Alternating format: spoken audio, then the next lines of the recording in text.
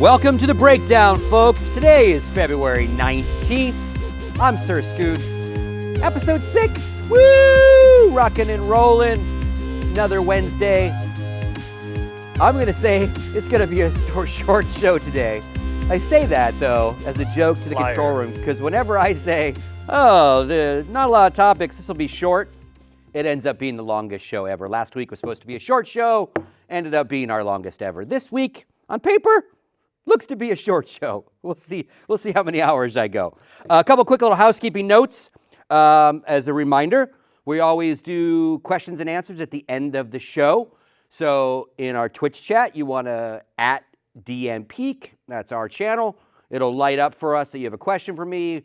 We'll be tracking all those. Jason will hit me with some questions at the very end of the show. So doing that every week. Another couple little housekeeping notes I want to get to real quick before we get into the news of the week. Big shout out to juked.gg. We're listed on their website as a podcast, which is awesome. So you get reminders over there. But they had a big announcement this week where they've partnered with DreamHack for DreamHack Anaheim's event, which has boatloads of streams coming out of it, all sorts of different esports competitions, etc. So Juked is kind of setting up a portal. So it's a one-stop shop for all your DreamHack stream needs. That's a really neat thing. I think we're going to see a lot more of that. Juked working with the TOs and the big event organizers to kind of give the viewers a nice landing page, right? To go one spot, get all your stuff for DreamHack. Whatever you want to watch, Fish Sticks and the gang will have the links for you. So that's kind of cool. And obviously, if you've never been, go to Juked. There it is right there. Look at the boys. Look at that fancy Juked website pulling up. Lots of stuff coming this weekend. Again, great resource for anyone interested in esports, juked.gg. Another quick housekeeping shout out just happened. MLG, ex-MLG, happened to be wearing their hoodie. Esports Engine is a new event logistics production company that was formed by the ex-guys behind MLG. They have announced today that they are the operational partner for the Halo Infinite Esports that's coming our way. So, and it's kind of prophetic because Adam Apicella, Clappin, all those guys at MLG got their start doing Halo. So Adam's new company can help Halo continue as an esport. So that's kind of neat. Just shout out to Adam and the gang for that. They do really good shit. I wish they did all the Call of Duty homestands and all the Overwatch stuff, but they don't. Anyway, so that's good stuff. Let's get into it. Again, should be a fairly tight show this week. We shall see what kind of rants I get on. First topic we're going to talk about, as always, we're going to talk about Overwatch League. Not a whole lot to talk about this week, but again, we need to talk about production issues. We need to talk about NA production still happening there. This weekend, or last weekend, I should say, they were in Philadelphia for a homestand. They only had one homestand this week. They didn't have competing homestands. I think originally one of the China teams was supposed to host a homestand last weekend, but due to the coronavirus, that's all been postponed till later in the season. So again, one homestand to worry about, one team in LA to worry about, the Watchpoint Analyst Desk, right? I will be perfectly honest with you. I did not watch days and days of Overwatch this week. Got kind of sucked into Satisfactory. If anyone's familiar with that game will take your life away from you. But I kept an eye on it. This was on one of the monitors. I was keeping an eye on stuff, as was the rest of the crew. And again, the biggest thing, we're still waiting to get some official viewership numbers from ES Charts to kind of, I want to look at because we did a comparison of Season 1, Season 2, Season 3 kind of opening weeks. And now I want to start looking at this season, now all on YouTube, Week 1, Week 2, Week 3. Are our numbers stabilizing? Are they going down? And I didn't pay enough attention to the numbers during the weekend to know if they're down or not, so I don't want to say numbers are going down because I don't know. When I did look, the numbers certainly weren't higher than the peak of the other weeks, but that doesn't mean that I wasn't watching the marquee matchup that this weekend, more popular teams, etc. So I'm kind of waiting for the stats on it to see if we have if they're already losing viewers. Basically, traditionally, this league has peaked on their regular season opening debut for the league. When they get into playoffs, when they get into the grand finals, those numbers go back up. But as the league goes, day one has always been best, and then it goes down. So I'm just trying to see if we still have the same pattern, and then it doesn't matter if it's Twitch or YouTube, like the decrease is the decrease, right? So stay tuned. We'll probably have next week, we'll have some more detail about the numbers of it. But what we want to talk about was these persnickety, ever-present production issues that literally should not be happening on a league with this much investment in it, right? And what's happening a lot is audio issues, in and out of game at wrong times, audio being wrong. They're still incessantly stepping on the Watchpoint desk with other content, right? And we're going to show you a little bit of that to kind of give you an idea of what I'm talking about. Again, Watchpoint is the analyst desk that runs in LA, set studio, set people, and then the homestands are the ones that travel, right? The desk in LA is supposed to be kind of our home base, and they throw to and from the matches, right? Whole lot of clusterfucking happening this weekend. That has not changed. So let's go ahead and take a peek at some of these. A day coming up next, we're going to have things. Corey and the Washington Justice take down Carpet and the talk over Philadelphia these, Fusion. There's nothing worse as a host We're doing great. when you Anyway, throw. let's just talk about it. I guess we're just talking about it. Oh, and then there it happens. There we go. You know, and so the classic example of the host doing what they're supposed to, they throw, and then you're doing the old, oh fuck, I'm still on camera, and then it does start up afterwards, and then they cut her off while she's talking, right?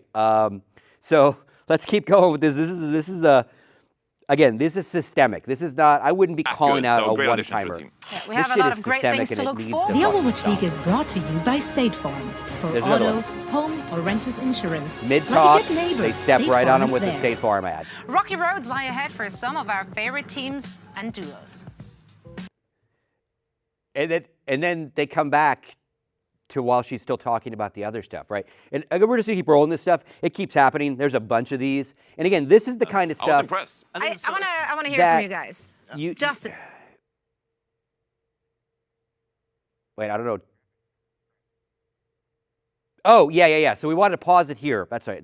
Thank you, Jason, for reminding me. So they've got production mistake here in D&D. Yeah, so they're showing a graphic that should never show up on TV, right? If you see in the very middle of the screen above the Watchpoint logo, it says GL3 Zip Chair Gaming.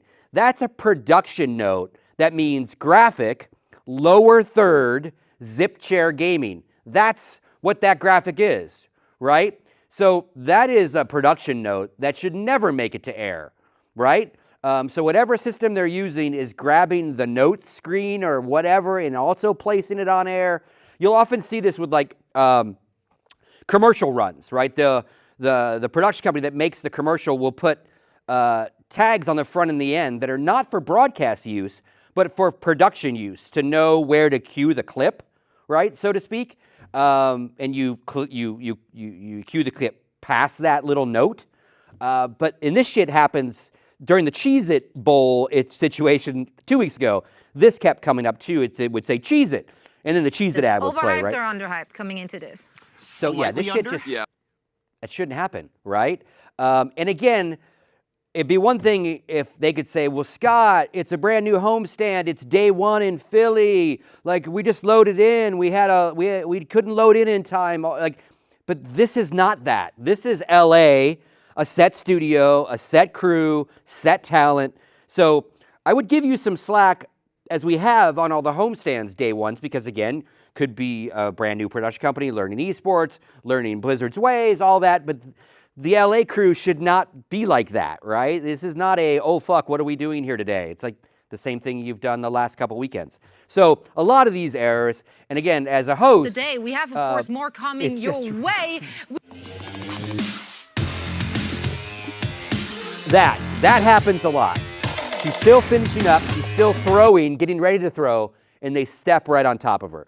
I feel so bad for her because all you can, like, you have to put on. I mean, we've all been. Well, I can't say we all, but like I've been in that situation where like you want to just go rip someone's goddamn eyes out, in production, but you can't. You have to smile and like, okay, here comes the video anytime now. So they're either not playing fast enough, and she sits there on camera still, or they're stepping on top of her, right? Right in the middle is basically what you kind of want to do. You know, she finishes what she's saying, and then you roll your content. Let's keep going. I think there's a few more of these. It is set to begin at the top of the hour. They cut her mic right here. She's still talking. We had many players There's her make their mic season back. debut yesterday with, let's just call it Nick. And then this. Again, like, this is not Wayne's World production. This is not a couple guys with a TriCaster. This is a multi-million-dollar production, right? Very expensive for team owners, very expensive for Activision Blizzard. Well-paid talent, I'm sure well-paid production. This shit shouldn't happen. Once, okay. Twice, okay. But I'm going to go with not a well-paid projection. Okay, maybe. Complete bottom of the barrel, lowest bidder. Well, you get what you pay for then in that case, Jason, right? Because this shit, again, this just shouldn't be happening. With our alt economy, and later we will preview tomorrow's matches. We wanted to show you this one because that's just about perfect, the official chair supplier. right? Ideally, a little less black screen, but the idea is she throws. Often you will go to a black screen and then you'll start your content, commercial run, you know, player bio, whatever it happens to be. You do that little dip to black. That is maybe a little too long on black, but we wanted to show that as kind of like that's kind of what it's supposed to be. In a perfect world, you maybe even skip the black and you go right to whatever your next piece of content is. It really depends on what you're going to, but that is kind of how it's supposed to be. She gets to finish her sentence, she throws, and away you go, right? But she was having a tough day. I think there's a little more to this, and then we'll move on to this from this topic. Yeah, so this one, again, they're at a break, right? They're at a break. They come out of break, but they don't come out of break. They go to a black screen. Timer is sped up. This is 2 minutes. This is sped up. They were on black for 2 minutes. The Outlaws had little to no chance against Florida. They Obviously, come out of on, black Florida will face Philadelphia. To the casters in Philly already talking, right? So they were late, right? So something happened where they transitioned. That black screen probably wasn't supposed to be there at all, right? They were supposed to go right from the timer to those guys talking and talking about Philly, right? Those were the Philly casters. So where the black came from, I don't even know. It's I almost I was like, Jason, my screen just went to black, and I'm like, oh, you fucking cheeky bastards. Yeah. So yeah, that's it for our show. We'll be back next week. Yeah, I see a broadcast and I want to paint it black.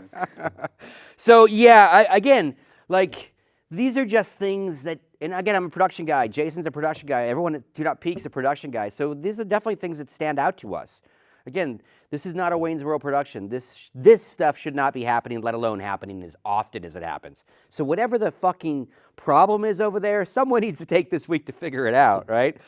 Next stop for the Overwatch League is D.C. Washington, D.C. will be hosting a homestand. That is this weekend coming up. So we'll keep an eye on it, as we always do. And again, people will be like, Scott, like, why do you fucking even talk about Overwatch? You don't care. You don't like the game. You don't play the game. And that's accurate. I don't play the game anymore. I used to. Best over 50 Lucio on the planet, probably. But again, as we've talked about on this show, the microscope and the mainstream like eyeballs that are on these franchise leagues, and even to an extent LCS and LEC, but again, their model is nowhere near as dramatic as the Activision Blizzard franchise models. Makes me care about this kind of shit, right? Like, again, if this was a one-off, if like we've been praising Blast for the last couple weeks, if Blast had a few of these issues, right? Be like, okay, well, yeah, it happens, but this should not happen. You can't take your product out of LA, push it all around into your cities for this $900 million franchise league, and have production be worse. It has to at least be as well as it was in LA when it was all under one roof. It cannot be worse. This is your product. This is what you're pitching everyone. It needs to be the same, but ideally it should be better than what we've already seen out of the Overwatch League. And frankly, it just isn't. It just isn't, right? So anyway, that's the Overwatch news for the week. We'll be keeping an eye on DC. Hopefully I won't be as addicted to Satisfactory next weekend. I can watch a little more of it. Yeah, that's Overwatch. Let's move on to the next drama of the franchise league world. And I don't have much drama to talk about when I talk about Riot and League of Legends. Again, the other franchise league. They do good production. They do good banter. They do good side content. It's a studio situation, so it all flows better, right? So I'm sorry I'm not an asshole when it comes to Riot and all the things they do wrong. Like, they do things pretty good when it comes to their production and on the esports side at least. Not talking about their corporate culture at all. Let's talk about this a little bit. So there was no Call of Duty homestand or tournament last weekend, but that didn't stop the Call of Duty folks from getting spicy with each other. So turned into a little bit of a Crimsix, who plays for Dallas Empire, and the Hunstmen. It turned into a little drama between them. And apparently what happened is that in the CDL, there is a gentleman's agreement with all the participating teams about the use of utilities, right? Their game is not perfect yet in the sense of what the developer gives them, so they've gone and had some gentleman agreements about the utility stuff. So the gentleman's agreement is basically that regardless of the map mode used, that teams will only, on a loadout, 1 smoke, 2 flashes, and 2 stuns, and that's it. Apparently you can carry more, use more, right? What they found is that stuns are very powerful and maybe even OP, as are smokes, so they've limited how many people can use of those, right? And what happened is the Huntsmen beat the Empire several times since CDL started, and they beat him in the finals last week, right? Crimsix went home, had a big stream. On his stream, went and watched some of the matches and realized that these guys, either intentionally or unintentionally, were not abiding by the gentleman's agreement. They were using too many stuns, right? And now Crimsix didn't go on record and say if they would have played by our rules, we would have beat them. He's not, I don't think he's pulling it as that big of an excuse, like they cheated, that's why we lost. He's basically saying we don't know. Because if they would have played by the rules that we're all playing by, maybe it would have been closer, maybe we would have won. But, so again, he's not being that big of a dick where he's like, we lost because of. It's not, I don't think it's that sour grapes. But he's definitely kind of alluding to maybe they would have won, maybe they would have done better. Gentlemen's agreement, I think, are smart. We've seen them in Counter-Strike several times. The last big one we had was after the boost kind of glitch was determined to be a glitch that Big was using. Once all the teams started talking about it, and Big included at the Krakow Major, the gentleman's agreement was put in place to stop doing it. And then everyone kind of held to it, right? Big, there was no agreement when Big was first doing it, but once everyone said to Big, hey, this is a problem, man, and here's why it's a problem, everyone conceded at the event. I was at the meetings, and so they gentlemen's agreement not to stop doing it, right? Now, the problem with gentlemen's agreements is there's no weight to them, right? There's no TO weight to them. If you don't abide, you have no penalty in the tournament. What'll happen is maybe people will stop scrimming with you and people will be assholes to you, but there's no real penalty for breaking the rule, because it's not a rule, right? The Counter-Strike players currently have one in place right now as well about the operators. The skins in our game that have been added by Valve are not so good for some colorblind players. So right now there is an agreement in place that if a tournament does decide to allow them, that the players have a gentleman's agreement that they will all not use them still. But again, still no weight there other than the peer pressure of your fellow player being mad at you or public outcry if you don't abide by it. In a perfect world, Valve would put a system in place that the spectators can show the cool skins, but what the players see is default, right? Kind of the best of both worlds. Kind of like the old days of of that,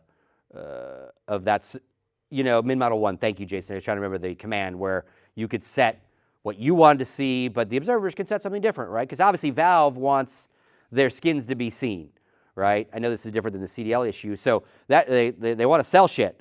So if no one uses it, no one's going to buy it. So it's finding that fine line between competitive integrity and what Valve needs to do to make money. But back to this one, again, don't know if it would change the outcome, but it's kind of funny because these are the two rival teams, right?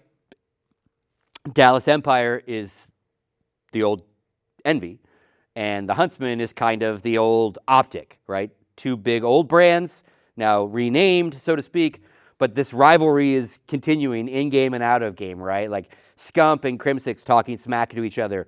Dallas was talking a big game that they were thumping everyone in scrimmages and playing really well.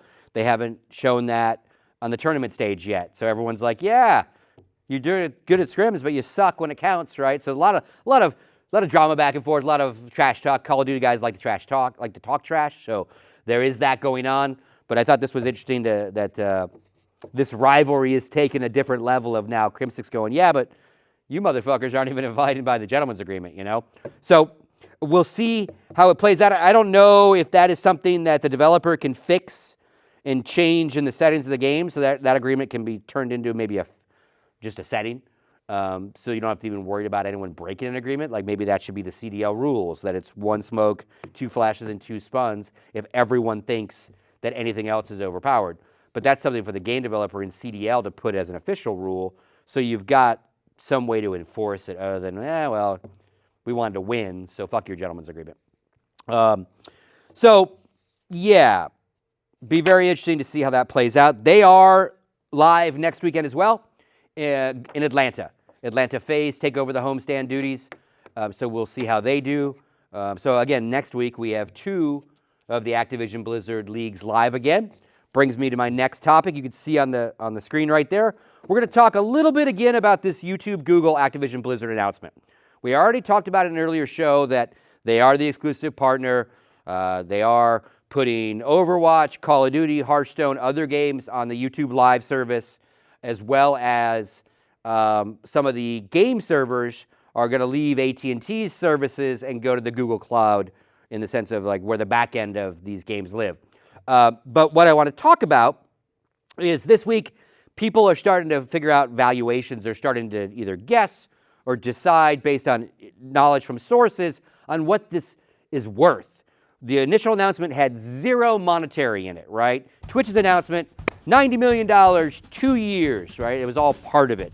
This was a big announcement, but no news on how much money, right? So now people are starting to say it's valued at about $160 million. 3-year deal, $160 million, works out to roughly $53 million a year at its base, right? Again, we're very limited on the info we really know.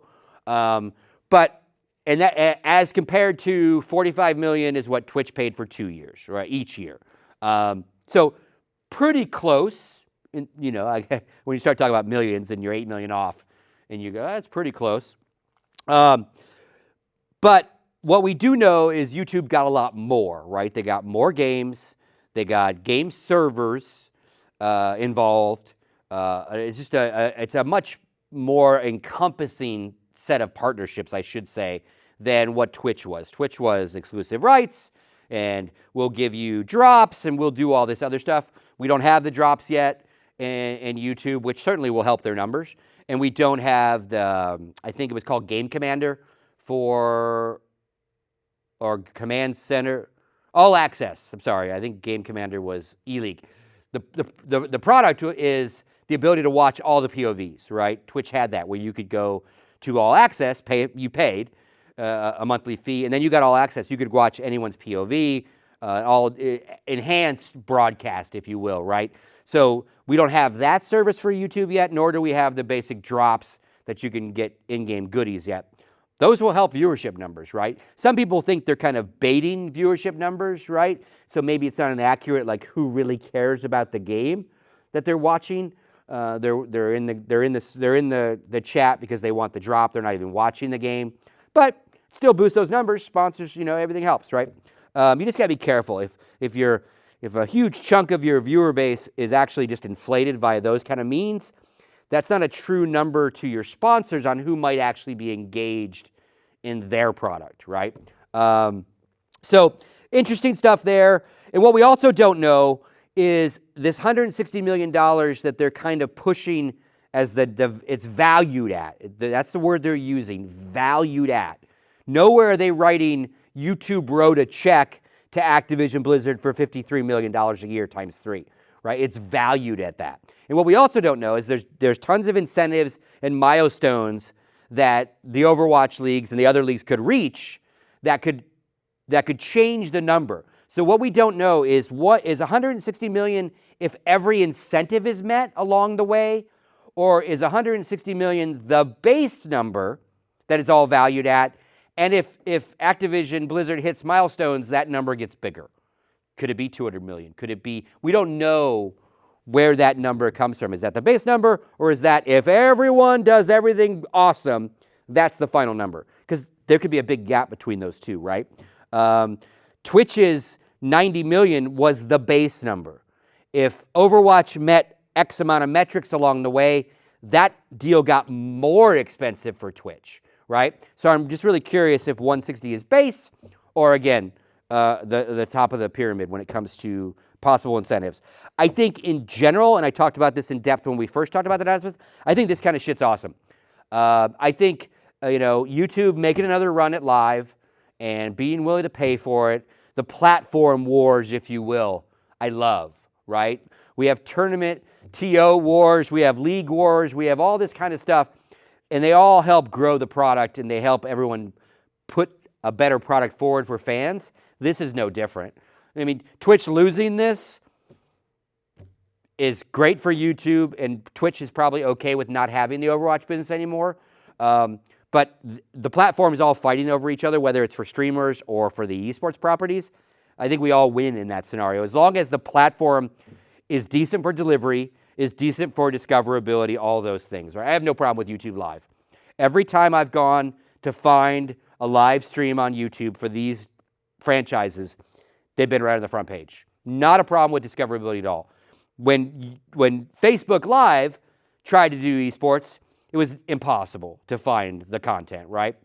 So I think these battles, this is just like sports, right? They bid for the broadcast rights, right? And they bid and they bid and they bid. So I like this.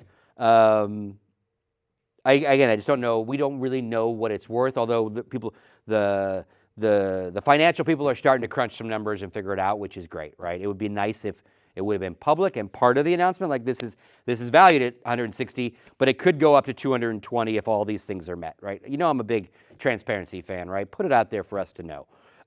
So, yeah, very, very interesting that, again, people are crushing it. And again, this also is in Google, like we're talking Twitch, YouTube, but it's also Google versus Amazon fighting, right? The two big tech beasts going head to head. I think that's awesome stuff. That's going to do it for the first half of the show. We're going to come back. We got some Rainbow Six stuff. We got lots of Counter-Strike stuff to talk about. Remember, get your questions into chat. See you after the break.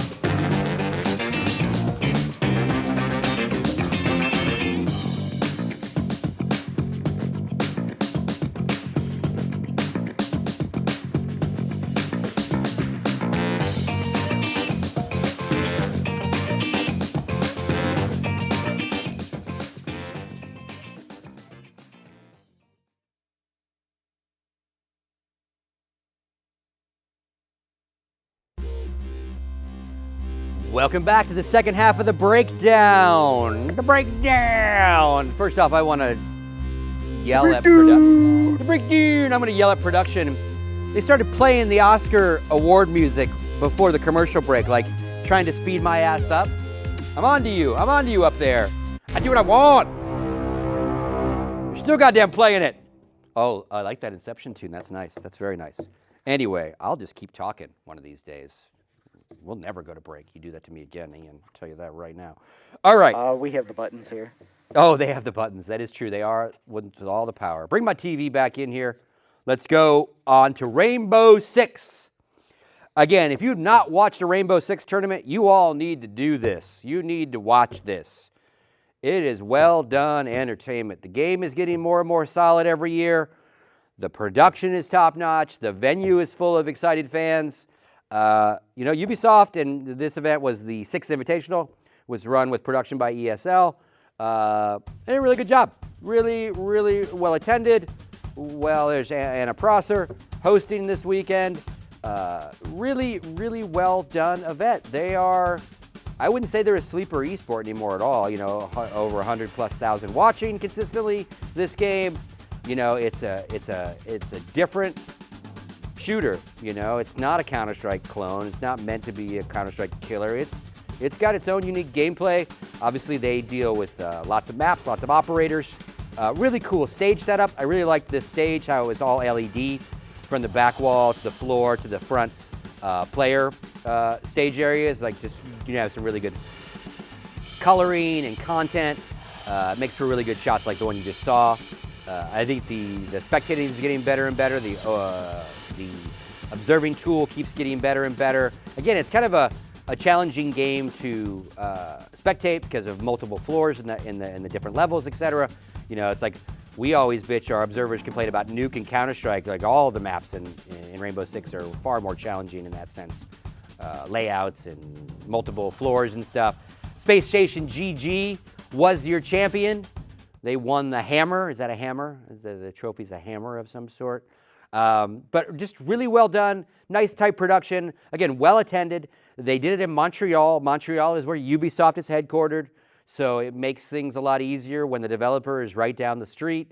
Again, a well done event. And consistently, Rainbow Six is throwing good events, much like Rocket League's throwing good events. So if you've never watched one, check it out. It's well worth it. Again, I just think it's definitely a nice, solid shooter esport. It complements Counter-Strike really well, I think. Now, one thing we want to talk about, we've talked about Overwatch is bringing hero bans to their game in March. They're going to start banning every week heroes of the different categories that then the pro teams have to, work around. So, but the developer's going to do those picks and bans, right, in advance, and then tell all the teams this is what we've banned this week. Rainbow Six does it like Counter-Strike does it for maps. So part of the matchup, they ban maps and pick maps. They have 20 maps, I think. 20 maps are in their pool. And so they kind of have a two-part process to starting a game. Not only do they do the maps, they also do the operators. They're called operators in Rainbow Six. The heroes, the champions, whatever, legends. They're operators in Rainbow Six. They have 54 of them, right? So, one of Overwatch's things is they don't have enough heroes yet for their meta to be as bannable in the sense of like on the fly, Team A and Team B playing each other. Overwatch doesn't feel that they have enough that the players themselves, as part of the meta of the match, should be doing the picks and bans. So again, they're going to do them. Now maybe eventually when they get more heroes, they will allow that meta to happen at the player side, right? But Rainbow Six does it like MOBAs do, right? It's part of the process of the matchup, which is cool. But again, they've got enough operators in their mind, 54.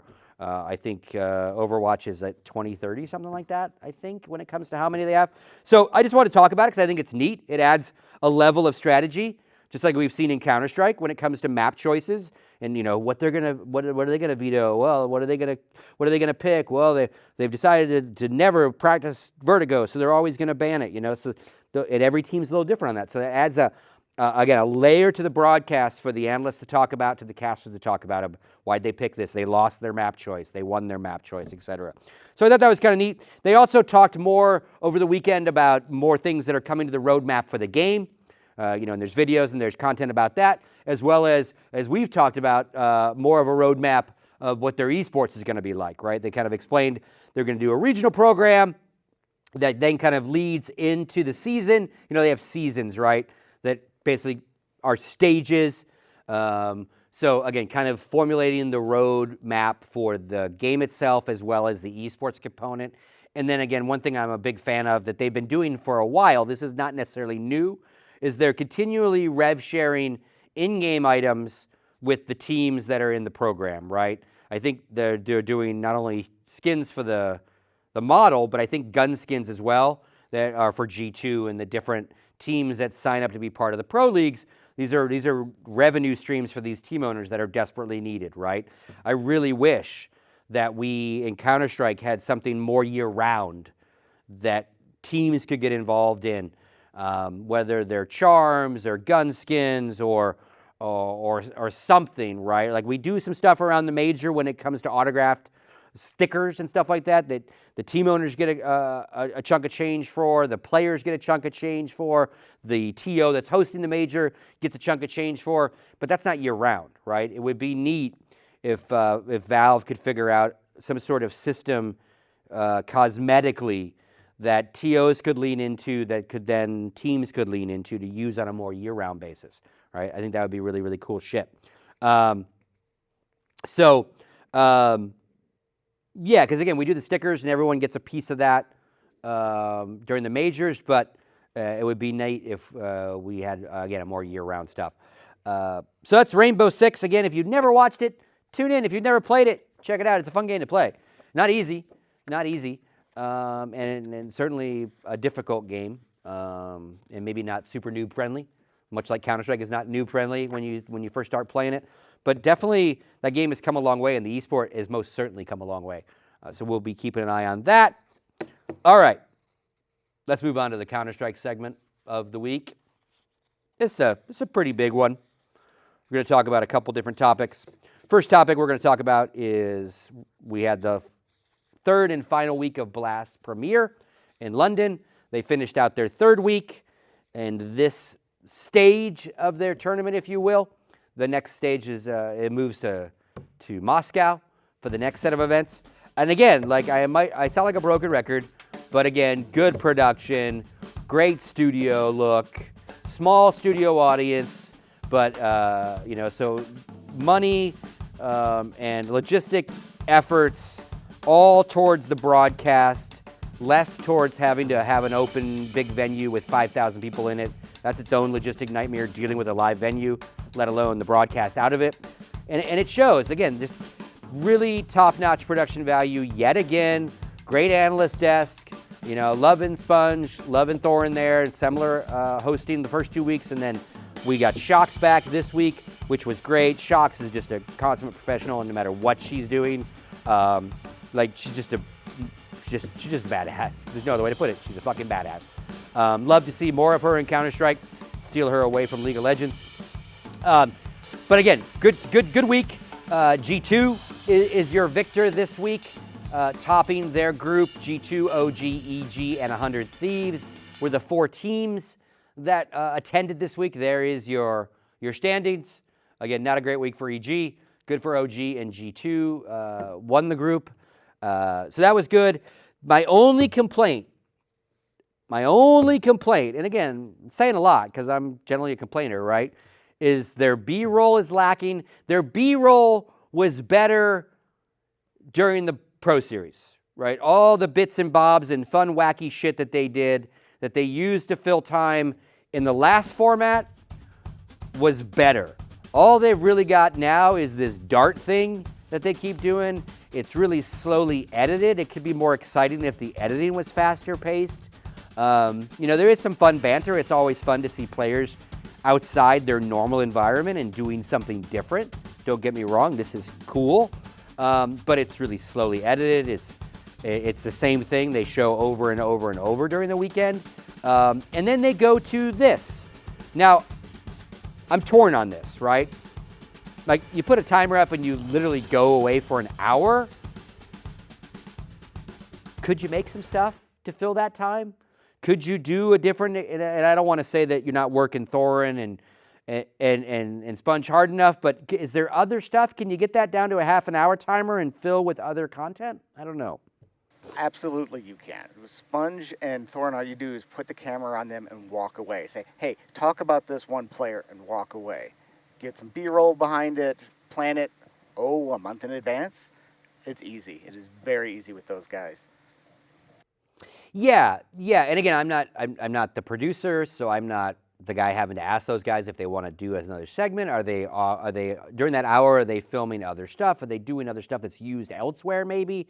But like, you've got great talent, you've got great players. Obviously, players are preparing, so it's not like you can use them in the fill because one team is setting up. I like, when I said I'm torn, is I like that they're sticking to a schedule. That's the other side of this, right? Oftentimes, an esports TO will just roll when ready. We know when the first match starts, but we don't necessarily know when the second, third, fourth match are going to happen. They're usually right after. We're going to flip the stage, kick everyone off, get the new players set, get them warmed up, and go live again, right? And you just go as fast as you can, right? That's kind of the world we generally live in. So I like the idea that they've set a time so the teams know, the players know, and the fans know that that second match is at this time. Totally cool with that. I got no problem with, it's called an accelerated schedule when you just keep going, right? So I like the set time. It's great. But for the fans that want to be entertained, and there's probably a shitload of us, it would be nice if that timer, like, fill that hour with stuff instead of just the timer, right? So chat's saying that they do a Twitter broadcast during that. Why the fuck? Yeah. I think they do, as in Thorin and Sponge. I don't know if they means Blast is officially doing it. Gotcha. But again, it's not like you're telling your audience who's watching the stream, hey, go to our Twitter for the next hour. We're going to entertain you there either. That would be better, right? But yeah, and I know that Thorin and Chat are doing that kind of stuff, but I just don't know if... It is on Blast Twitter, okay. So, but it's just weird, right? So you're going to entertain a different set of people? Can you... Now, they might be getting paid by Twitter to put it exclusively on Twitter, like, I don't know, business side, but why wouldn't you put it on both? Yes, go ahead and stream on Twitter, but can you put that on your stream too, so it's less of an hour timer? I don't know. But again, just generally, my one complaint about this new Blast is that I think we had better, more variety of B-roll before than we have now, but overall we have a far tighter, better production than when they were doing multiple streams. So if they could just figure out a way how to entertain me better in that hour, you know, even if you just fucking replayed a map, like literally put a big graphic, you know, you replay the map 3 of something, or you do a huge highlight package of all your instant replays or something. Just don't go away for an hour and leave a timer up. And I know it's easy to say they're just lazy. I know it's more to it than that. But it appears like you could do more. You could entertain me, keep entertaining me. I don't want to sound like a fucking spoiled child. But yeah, I just don't like to see an hour 15 timer going. But anyway, for Blast, Moscow is next. We'll see how that pans out. Again, I love this format. I love that they move into a city, they set it all up, and they're there for a while. It just makes it makes the ability to have a much tighter show more reachable than if you're last minute loading into a venue and you barely got your power and your lights and your internet turned on and away you go for your show. So we'll see how Moscow is. That'll be very interesting. All right, next topic, this one right here. We have some real information now about the teams that are involved in Season 11 of the new EPL, right, the ESL Pro League. Finally announced who's officially signed up to be in their league this season, right? We had an announcement last month that we've already talked about on the show that was who was invited, and then that added a whole lot of speculation. Are they invited? Have they accepted? Is this just a PR thing for ESL to go against Flashpoint? Like, look at the teams that care about us. Now, looking at this video, there's logos on I like these models have logos on them. And I don't think that is any sort of Valve-related thing, but like that would be neat if I could buy a VP skin. You know, the logos are small enough that it's not like they make them more visible, right? They're not like big orange, like Fnatic logoed uniforms, if you will, that might have their own competitive integrity issues, right? But I kind of liked that they had the logos on all those operators. They're not called operators. What are they called? Agents. They're called agents in Counter-Strike, right? I would love to see a TO do what Craig and those guys did at CGS years ago, where the teams actually did have branded, colorful jerseys. Only the spectators saw them, you know, but that was cool that you like the team had colored jerseys, right? Players saw the default models, but us at home saw red, blue, maroon for Cloud9 or for Complexity at the time. Like, that was kind of neat. I would love to see a Counter-Strike TO kind of dip into that world. And maybe now that we have these agents, it makes the ability to customize this kind of stuff even easier. But unrelated to the news of the day, I thought it was neat. So now we have the real teams, right? Coincidentally, these are the exact same teams that were announced as invited. And again, I'm not here to defend ESL. I'm not here to defend Flashpoint. I'm not here to suck either of their dicks either. But a lot of drama was made up about that initial tweet and Instagram by ESL going, well, these are just invited teams. They haven't accepted. This is bullshit. Why are you saying this? Well, it's literally all the exact same teams. So it sounds like ESL had a pretty good idea who was going to sign before they tweeted last month or 2 weeks ago, whatever, right? So big team list, right? And I think a lot of people thought that ESL would land a good chunk of the top teams because they are the known entity in the space. But to break this into perspective, 10 out of 10 of the top 10 teams are on this list. 10 out of 10 of the top team. You've got Astralis up there. You've got, you know, Liquid. Like, all the big boys are up there.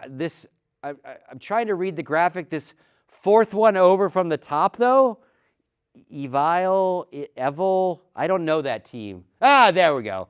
EG, there we go. Never going to get old making fun of their rebrand. They keep saying this Shield Circle logo is coming back. I'm still waiting for it to come back. So, you know, ESL has won the battle of selling teams, right? Whether they should have won the battle or not, whether their product is better or not, 10 out of 10 top 10 teams, 17 out of 20 top 20 teams. 17 out of 20, right? The only top 20 teams missing that are signed with Flashpoint are Cloud9, MIBR, and Mad Lions, right? And what is happening now, and one of the reasons I wanted to bring this up is this is obviously it's turned into a big pissing match, and our deal is better than your deal. Players and teams that are taking the ESL deal are dum-dums. Why would they do that? You know, and you've got Flashpoint saying our rev share is better for players, our rev share is better for teams, like our show is going to be better and different. And ESL has also made public the actual agreement. It was called the Lanxess Agreement. Now it's called the Louvre Agreement. They met in Paris, right? So they decided to call it the Louvre Agreement. It's out there. It's public. It's on ESL's website. Go read it. It tells you exactly what they've all agreed to, right? I love this stuff. Now, you can debate what's in the agreement. You can debate the revenue percentages that ESL gets, that teams get, that players get. You can debate all that till the cows come home, and you should. What I love is that this is fucking public for all of us to rip apart. right? I love transparency in esports. I want this kind of shit to be public. I want flashpoints to be public. I want the player agreement between the CSPPA and ESL to be public. When the agreement happens between the CSPPA and Flashpoint, I want that to be public. Same with the Blast agreement. I want all this shit to be public. If Blast has an agreement with team owners to be on that circuit, let's make that fucking public. Flashpoint, make your shit fucking public. I know you kind of already have, so I'm not calling you out that you haven't. But let's get this all fucking out there. I would love for two things. I would love to get to a world where player and team owner contracts are more standardized in general. You know, buyout clause is kind of like this. The numbers might change, salary, etc. But I would love Counter-Strike to have a more standardized contract that we all use, and I would love that shit to then be public. How much exactly is Zipnik's getting paid to play for Astralis? Tell me that. Let's everyone know everything. Because again, if you get it all out there, you got nothing to hide, right? And on the player side of it, the contracts that they all sign are fairly similar, right? You know, different countries, slightly different language for legality, you know, those kind of things, everything tweaks a little bit. But how cool would it be for an up-and-coming player or a brand new team owner to know what shit costs in our game, right? So if I'm an up-and-coming player, I can look at a database or a website that tells me what the top 200 players in the game make, right? I can see the high, I can see the low. And then I can figure out, well, my team fits right in here, so our range should probably be somewhere in here for a salary. Brand new team owner knows Counter-Strike's a big deal. Fuck, Counter-Strike, been around forever. But where do they find a accurate, proper resource to say what that range of salaries are? They can hear from other team owners. They can hear from players, but those don't necessarily mean they're going to be accurate. Players are going to say, oh yeah, I'm worth $25,000 a month. I am. Pay me, right? But if I'm a team owner and I can go look at the top 200 players and see the variety of salary and see where those teams rank, or more so where they ranked when they signed, that just makes for a more educated team owner to know value, to know worth. Same thing with players. They know their value in the space. They know for their next contract what they should negotiate for. Or, oh, fuck, I'm already getting paid what these guys get paid. I know I'm not that good. I'm overpaid, right? All those kind of things can be talked about when the information's in the public sphere, right? We know how a lot of this shit works in sports because it's all public. Signing bonuses and salaries and 2-year contract extensions worth X amount of millions. I would love all this to be public. I don't get to choose that, though. If I had my way, I would start dishing all the documents I have access to. But I can't do that legally, right? And nor would that be the right thing to do. You know, ESL and the PA have to agree that, yeah, let's put our agreement out there. Flashpoint, PA, yeah, let's put the agreement out there. Team owners and players, yeah, let's put our contracts out there. I would love for just one team, one top team, players and ownership, to decide, you know what, let's make our shit public. You know, we've had a little bit of transparency. Dan Fiden has kind of talked about Cloud9 and what it costs to run Counter-Strike and that it's not a profitable division for them, and here's why. But I would love that kind of stuff to continue, right? Get it out there. Drop that Cloud9 contract, Dan. Let's see what these guys sign when they play for you. And I'm not calling Cloud9 out. Their contract is very similar to everybody else's. But again, a lot of fans sit and they have no idea what a player contract's like. Talent talks about shit that sometimes they have never read a player contract, right? Nothing wrong with discussions. Nothing wrong with people giving opinions. But it's one of those the more you know kind of scenarios. The more we all know about this ecosystem, the more we can have more educated conversations about what's right with it and what's wrong with it and what needs to get fixed, right? Back to the EPL news. So big announcement for them, obviously, in their mind, big feather in the cap. They nailed all the teams they wanted to nail. They locked it down. This is what they're doing going forward. You know, and they've explained how season 12 and 13 and the other seasons will work. You know, down below this, can we bring that other graphic up? The one with the teams? Yeah. So down below, that's who's in, you know, you have partner teams up top or member teams, whatever you want to call them for whatever league. Those guys are locked in, right? The top are locked in. Down below, there's a variety of ways that those people can maintain their spot every season, right? They're not locked in every year. MDL will feed some teams up. There'll be a couple other ways you can get in, but there's no cut and dry relegation in or out anymore. It's just relegation is a really tough issue, right? Fans want relegation, right? We all want the best players to play. Open ecosystem, relegation in these leagues, so the top teams only are in the leagues. The TOs and the team owners have decided, ain't gonna work, right? So you can blame players, but if you're gonna blame for no relegation, you have to blame the people that are changing their business models, right? Team owners don't want relegation because they want safety and security in whatever they're involved in, right? Whether it's buying into Flashpoint or embracing the EPL product, they want safety and security so they can go to their sponsors and say, for the next couple years, we are absolutely involved in this, and we're absolutely involved in this, right? Now, you talk to the players, and actually the players want to be relegated. They actually really do, because they understand a relegation system makes better teams in these leagues, right? If you have to keep your spot via winning and doing well, the people in there are going to be better, right? Now, both leagues have put in other ways to relegate, to kind of call you on your lack of competitive integrity and you're not doing well. You know, nobody wants a Shanghai Dragons that goes 0-44.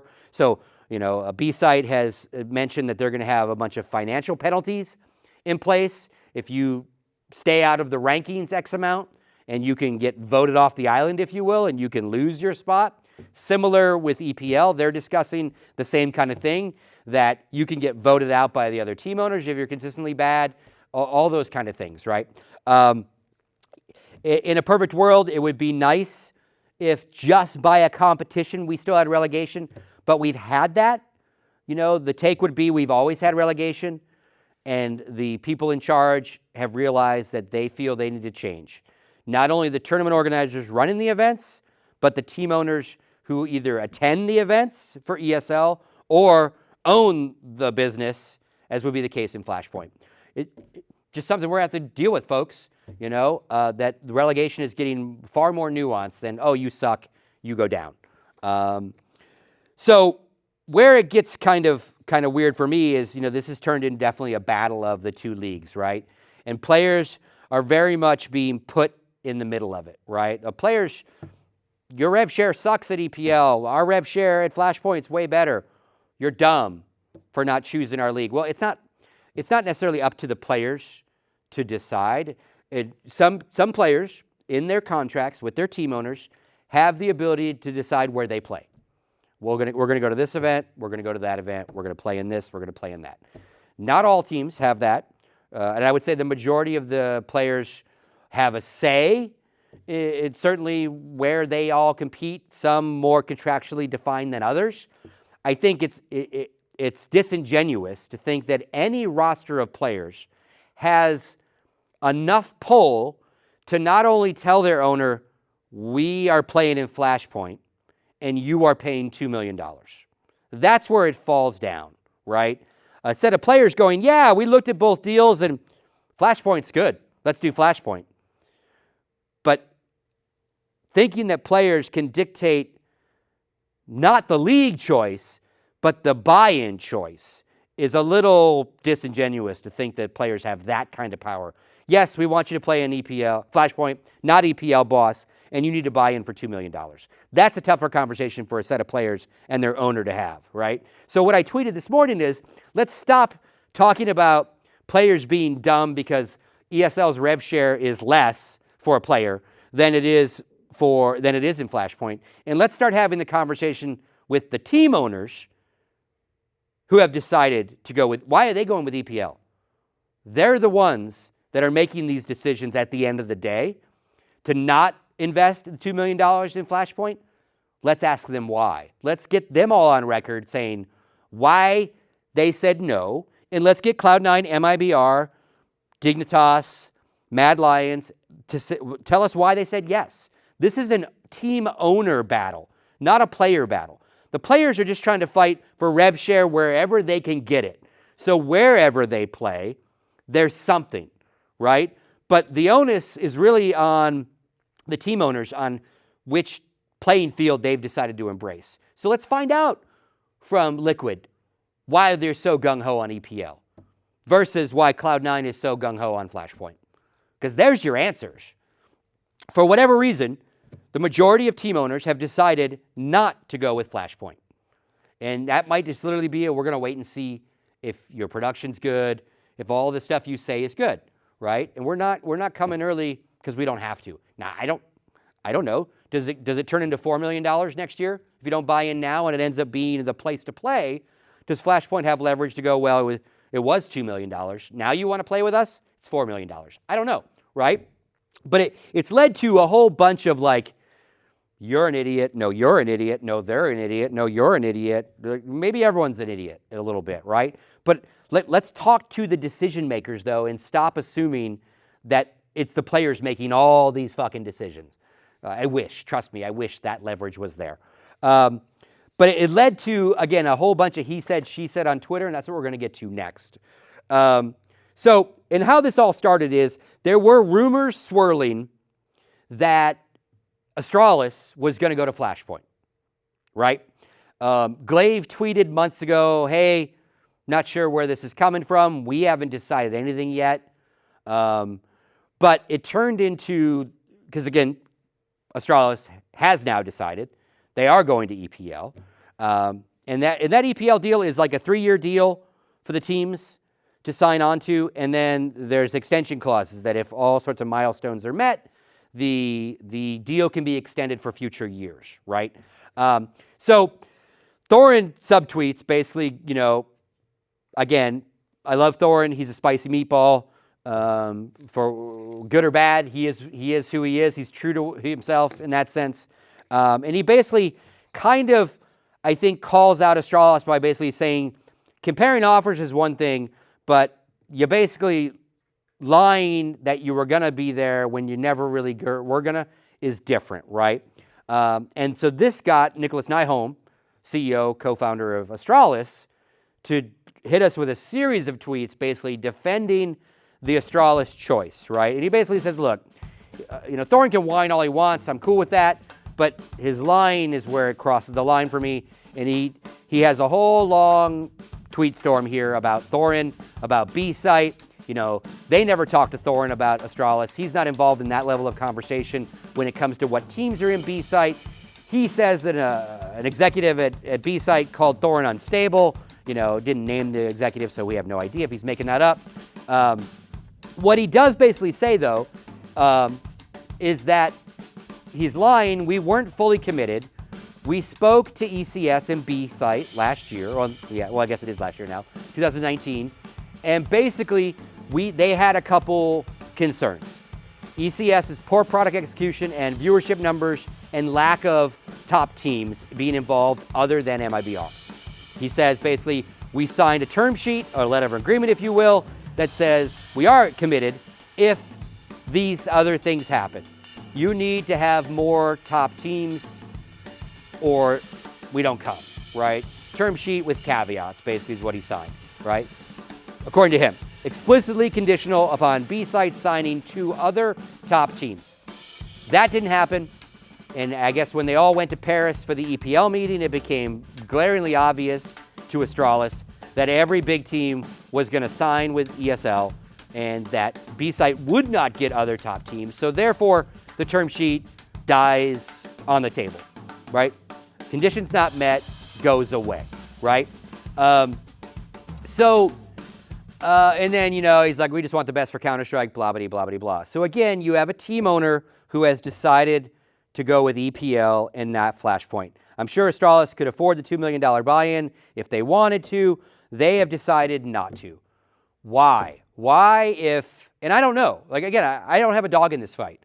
I want B-Site to be successful, and I want ESL's league to be successful because competition is good, right?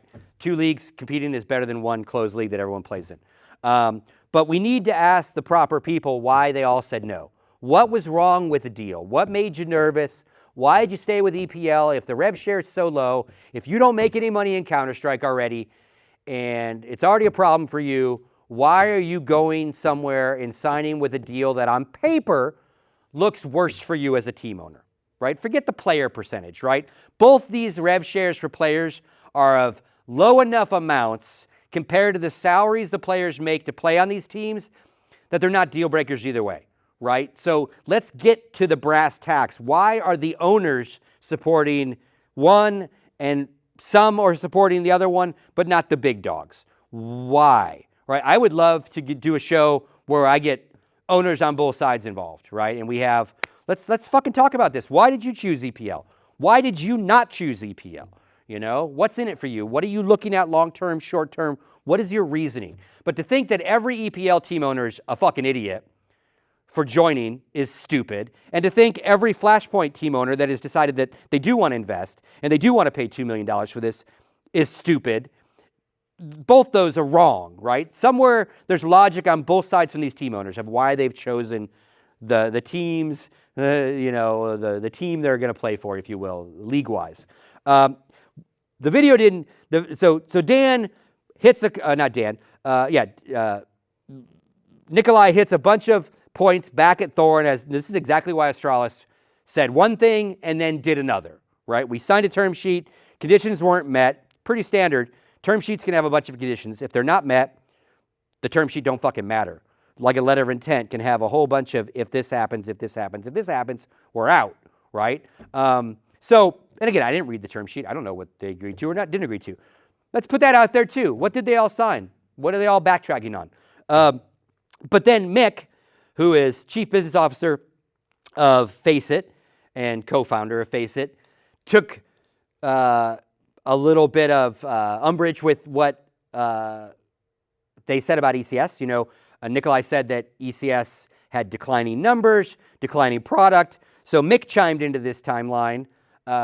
Hey man, that's factually wrong. The last ECS season was the best viewership in the 4 years of the tournament, right?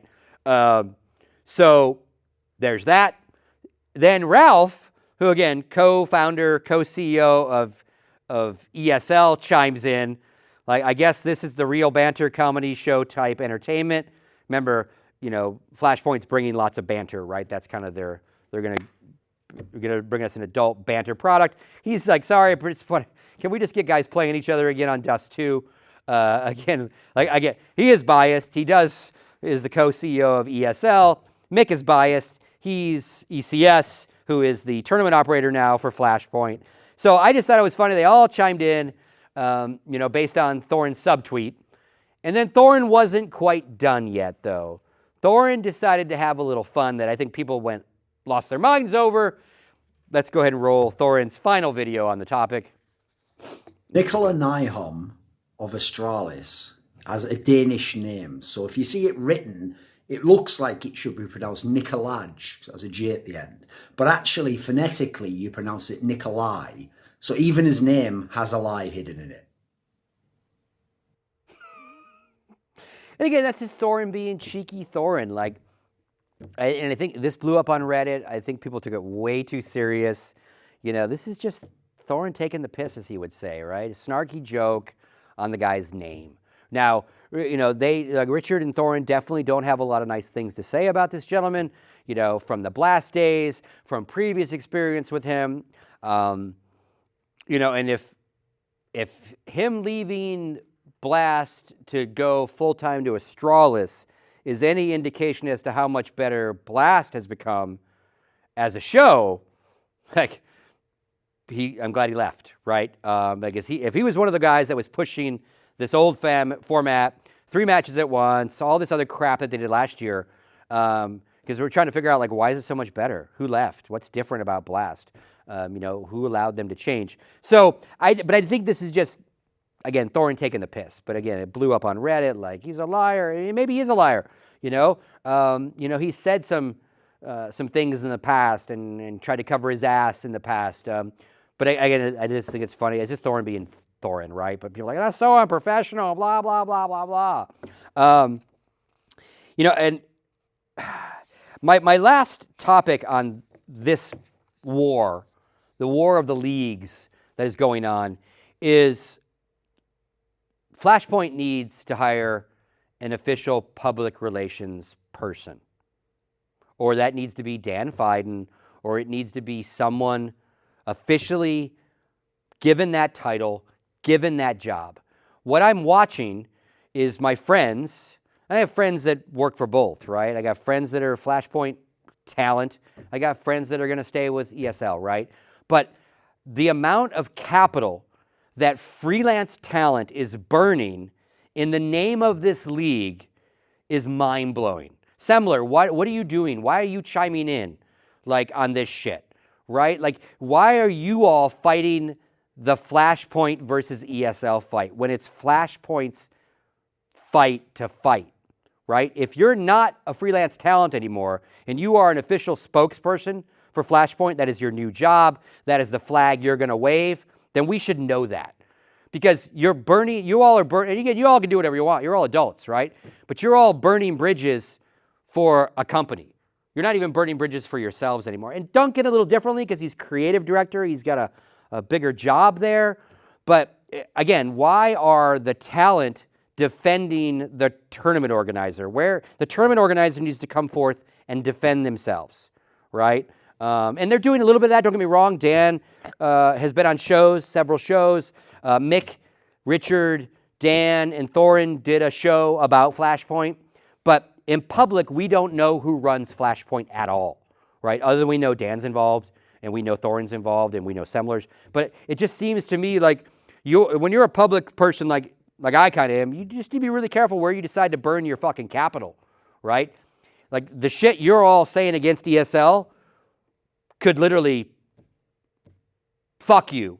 If Flashpoint goes away, and you've all said that ESL is the devil, the same devil that you all worked for months ago, had no problem taking a paycheck months ago. Now they're horrible. Now it's bad for team owners. Now it's bad for players. It's actually better for both than it was last year when you all worked for them. But I just don't get why you're it's almost like you're more invested than the owners who are putting the millions in to start the business, right? And just, I want you all to be a little careful with the capital you're expending right now, right? Pick your battles, do whatever you choose, but it just seems like you're fighting a fight that is not really your fight to fight as much as it is the owners of the company, right? And maybe Semler's an owner now, I don't know. Just my thoughts on that, because everyone's bitching and moaning, right? So, yeah. I got an extra question for you on this whole subject. Yeah, brother. So why do the fans give a shit? Because from my standpoint, like I want my friends to be successful in both leagues because I have friends in both leagues. I want to watch great Counter-Strike because that's all I really give a shit about.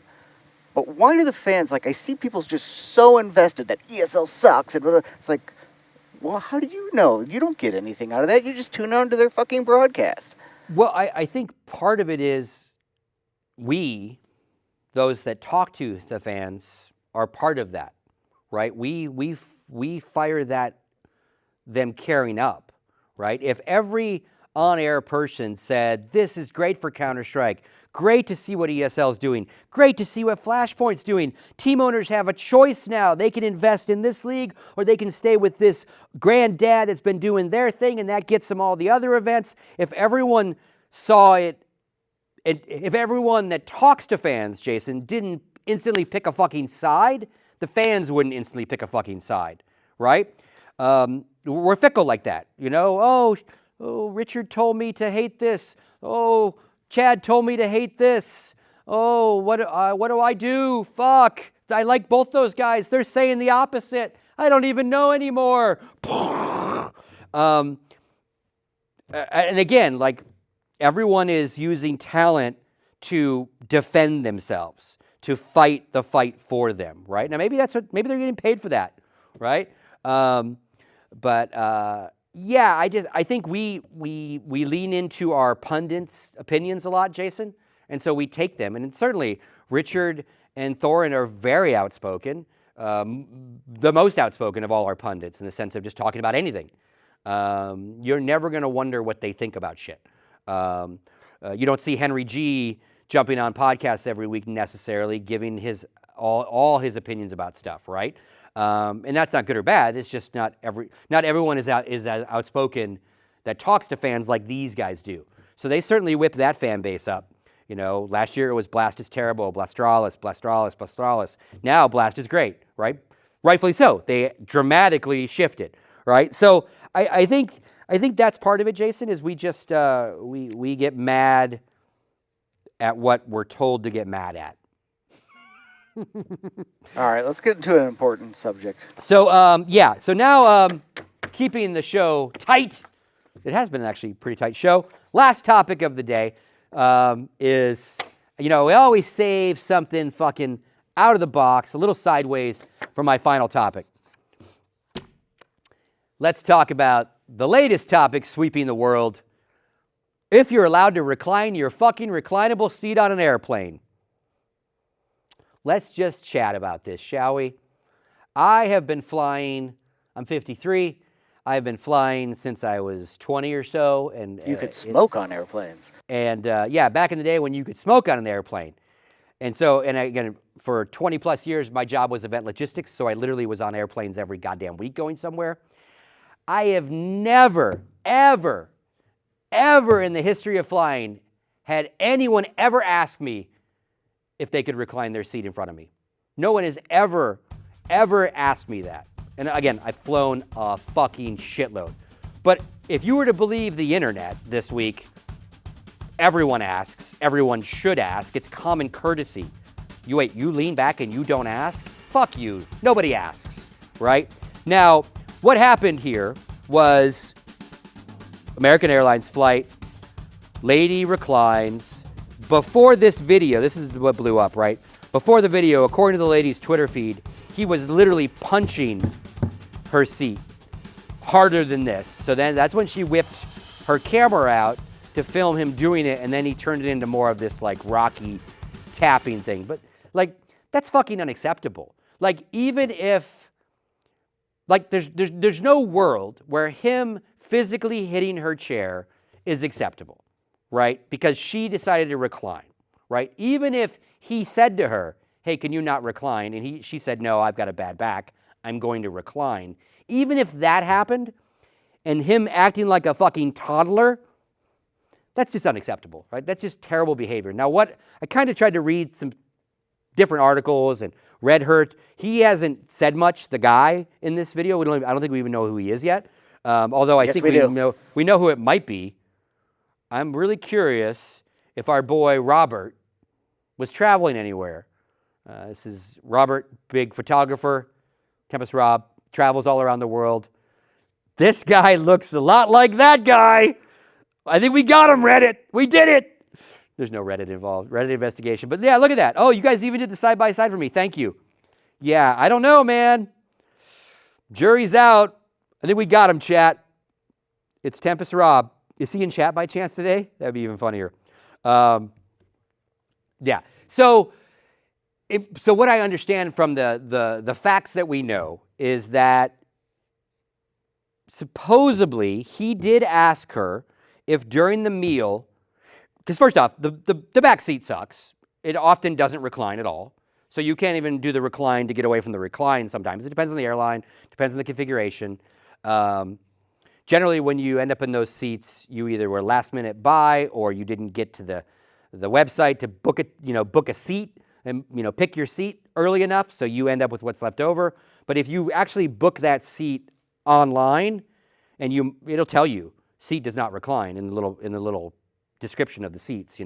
Near power, does not recline. They give you all the information. But who knows? Maybe it was last minute, last seat on the plane, had no choice. Oftentimes they charge you less when seats have different leg room or they don't recline. It depends on the airline, depends on the class of service of the airplane itself, all these different things. So what she says in some interviews is that he asked her to not recline during the meal time so he could, have a little bit more room to eat. She says she did that. She did not recline during the meal. And then after the meal, she reclined and he lost his shit and started doing this. Now, again, I don't know if she misinterpreted up during meal to mean, up all the time. But it does not matter. If a seat is reclinable, you should feel well within your rights to recline, right? I fucking recline. I don't need the leg room, but it's better for your back. It's more comfortable, 4 or 5 hour flight. Like, why would you not recline if you could recline? Now, what I will say is, because I do always recline, and again, not a single and I'm not a big, tall, bulky guy, so, you know, I'm not jamming in that seat behind, so maybe that's why no one ever has asked me from the seat in front of me, hey, man, do you mind if I recline, bro? No one's ever fucking asked me. Now, what I would say is if I leaned back and I was doing my recline and, you know, the guy tapped me on the shoulder, the gal, and said, hey, man, like, I'm 6'4", you're hitting my knees, any way you can not recline, I absolutely would comply with that, right? If someone asks me, hey, man, can you not recline? I'd be like, yeah, no worries, man, no skin off my back. But if you don't ask me, I'm going to recline. And if I recline and I bang into your knees and you're like, oh, fuck, bro, I'll be like, you say something to me and I can tell, I'll unrecline. I can fix that. It's not the end of the world for me. But it's just weird the internet thinks that everyone asks. No one fucking asks. No one fucking asks, right? So I think a lot of people that don't fly very often chimed in with their opinions. You know, of course you ask. How rude. How rude Never that once. You're taking his space. Nobody fucking asks on planes, right? But again, it blew up. And national news picked it up. Everyone picked it up. American Airlines supposedly scolded her and gave Delta. the guy a drink. That male or female is probably gonna get fired for that behavior because you've basically condoned and rewarded literally physically fucking with another passenger. Her saying, I'm gonna recline tough shit is well within her rights as an airline passenger. Him banging a seat, not within anyone's rights, right? So I imagine for American, this is gonna get a little ugly. For them. You do not get in the Mile High Club for banging a seat. Yeah, that's a totally different bang. Totally different bang. So, but again, yeah, you know, and like the fact that he's in a non-reclinable seat, that's on him. That's not on her. She didn't book his seat. She didn't pay for his seat. Why should she not recline because he can't recline? Just at its core logic, right?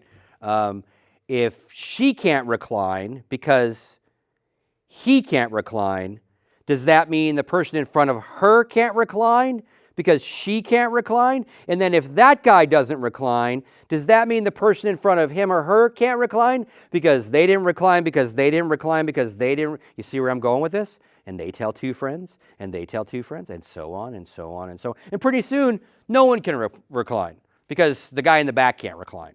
You see that? That's a fucked up logic, right?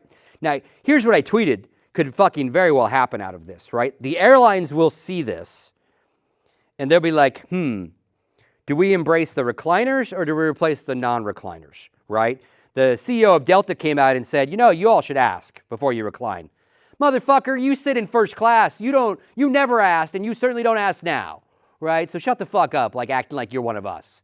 Fucking Delta CEO. Yeah, when you lay down and go to sleep every fucking plane ride that you take. But here's my like evil thought of what airlines they'll use this, right? Airlines will be like, you know what? Do they have to recline? Maybe no one needs to recline. Maybe we get rid of reclining. That'll make the non-recliners happy because they never have to worry about it. And then the people that like to recline still have to fly. So what the fuck are they going to do? Take the bus? They're not going to like, I can't recline, so I'll take the bus.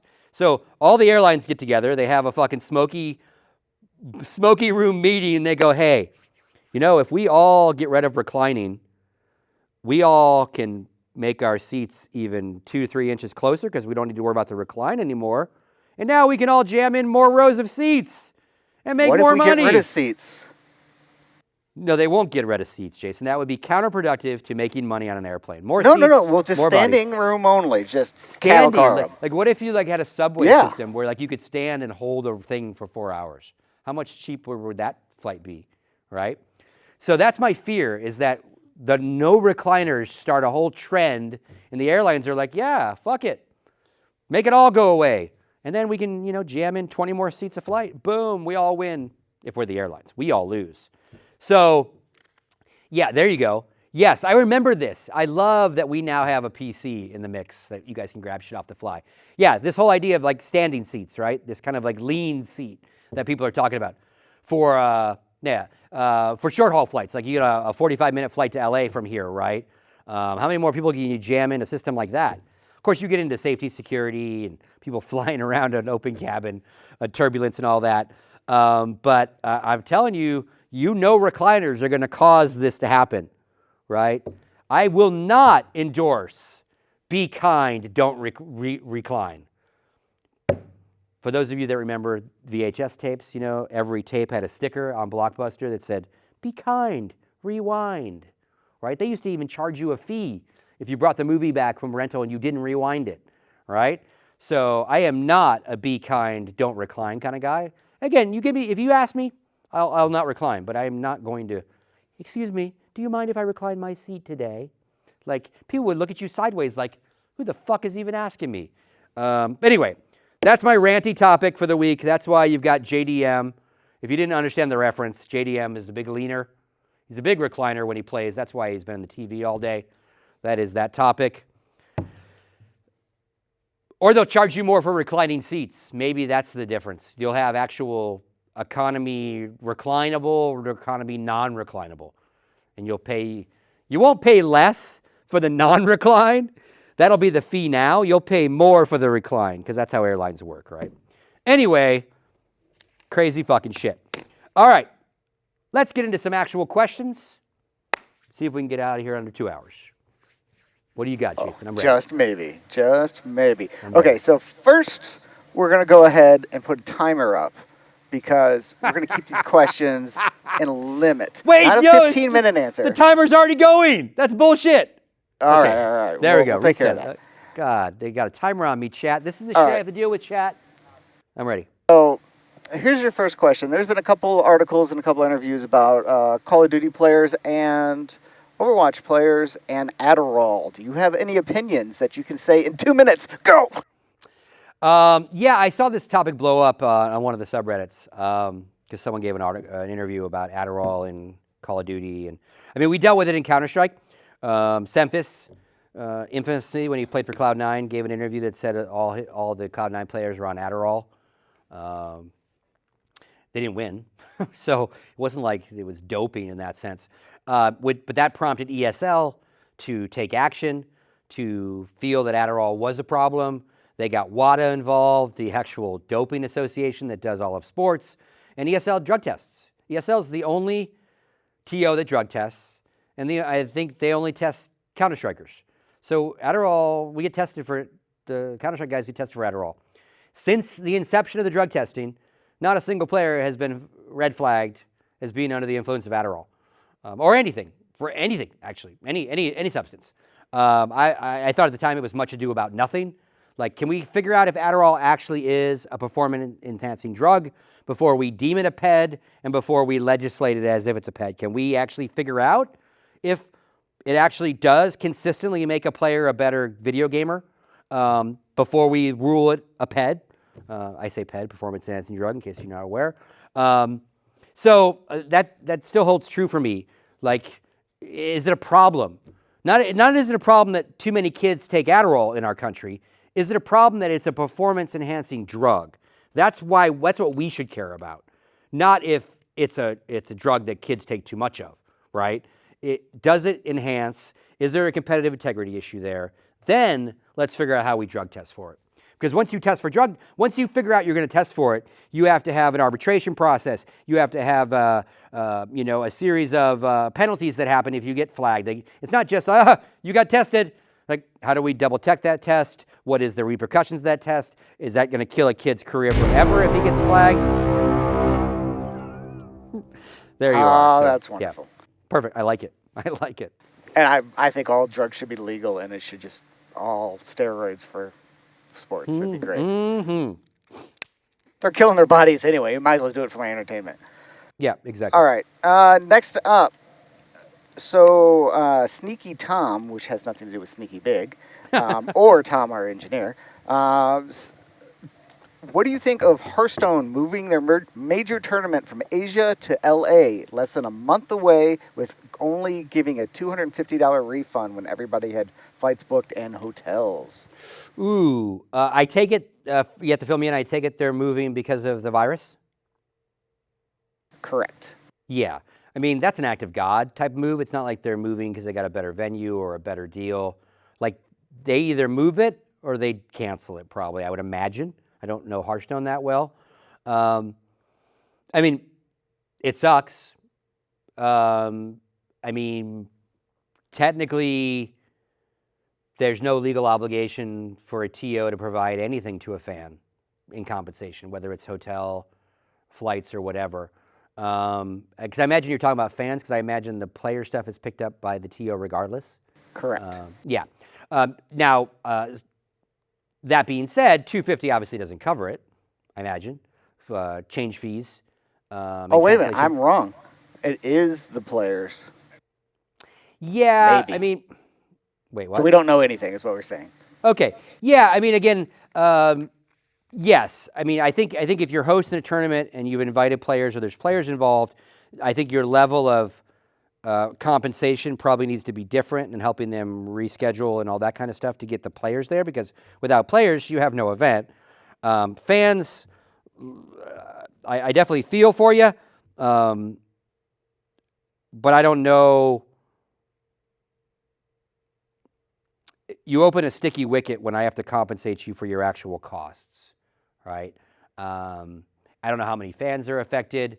It's not an easy answer per se. It would be nice if, fans could send exactly what they were out and you got reimbursed. But now you're making a decision for the health of everybody, and really maybe putting a financial burden on yourself that you might just say, let's not even do the event, right? If I got to give every fan $1,000, and that's players.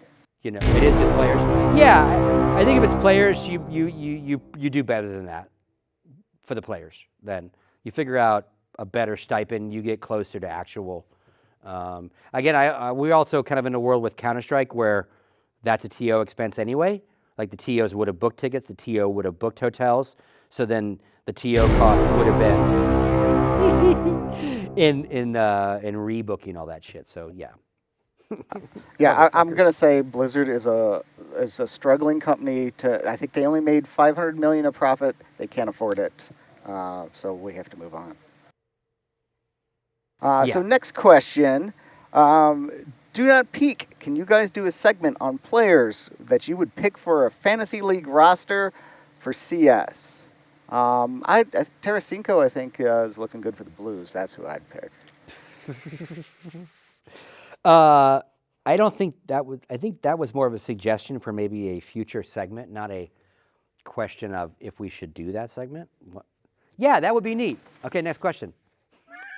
You know what I mean? Like, I can't give you the fantasy answer right now.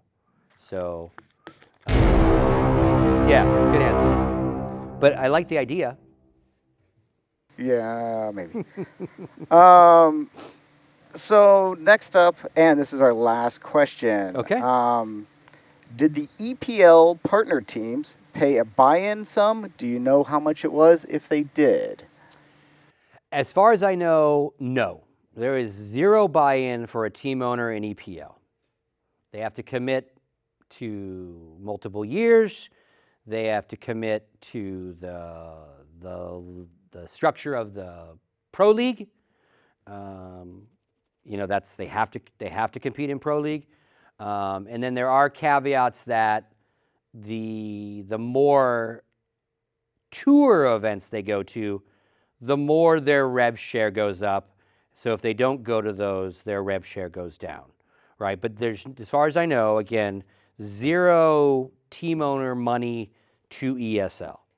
The opposite, ESL giving money to team owners, right?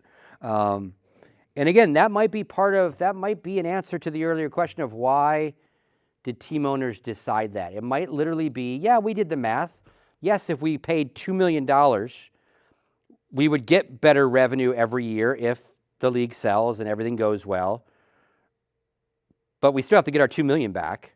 Whereas if we join EPL, we don't have to pay any money, and we make less in our revenue, but it's instantly revenue. It's not revenue against a cost, right? $2 million is the cost. That until you get that back in my pocket, I'm in the hole, right? So yes, as far as I know, 0 fees for team owners on the ESL system.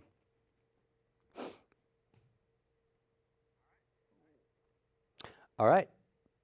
Good night. All right. That will do it for this episode of The Breakdown. Thank you very much for coming, as always. A couple little housekeeping notes. Every night, if you got here late, or if you just want to watch the show again, but you want to watch it with me, I will do a rebroadcast on Twitch tonight at 6 p.m. Pacific, 7 o'clock here Mountain, where I live. And you can hear me. I can answer more questions because I get a chance to watch myself. Very painful, very cringy. Some of the other crew shows up every so often. So that'll be tonight. And then tomorrow on audio, everything shows up. And on YouTube, the show shows up, all that good stuff. That's it for this week. Again, thanks as always for watching. Much love. Goodbye. We'll see you next week.